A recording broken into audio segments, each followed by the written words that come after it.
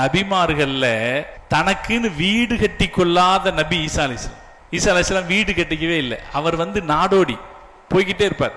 தனக்குன்னு எதையுமே வச்சுக்க மாட்டார். ஊரூரா போறது, போற இடத்துல எல்லாம் மக்களுக்கு செய்திகள் சொல்வது. நீங்க அல்லாஹ்வை தான் வணங்கணும், வேற எதையும் வணங்கக்கூடாது, என்னை நம்புங்கள் என்று மக்களுக்கு செய்தி சொல்றதுதான் அவருடைய வேலை.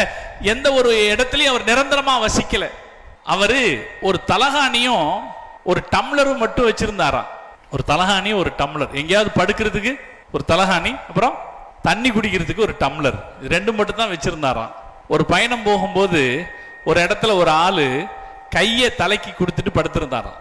அதை பார்த்தோன்னு அவர் நினைக்கிறாரு, ஓ படுக்கிறதுக்கு கையை கூட வச்சுக்கலாம் போல இருக்குன்னு அந்த ஆளு கையில தலகாணியை கொடுத்துட்டு நடந்தாராம். இன்னும் கொஞ்சம் தூரம் போகும்போது ஒரு ஆள் ஒரு இடத்துல அள்ளி தண்ணி குடிச்சிட்டு இருந்தாராம். அதை பார்த்த உடனே தண்ணி குடிக்கிறதுக்கு டம்ளர் தான் இருக்கணும்ன்ற அவசியம் இல்லைன்னு அவர் கையில டம்ளரை கொடுத்துட்டு அதை விட்டுட்டு போயிட்டாராம். நபிமார்களில் மிக ஏழையாக வாழ்ந்தவர்கள் ஈசா அலைஹிஸ்ஸலாம் அவர்கள். எதையும் ஏற்றுக்கொள்ளாத ஒரு துறவு வாழ்க்கையாக அவர்கள் வாழ்ந்தார்கள். தியாக வாழ்க்கை அவர்களுடைய வாழ்க்கை.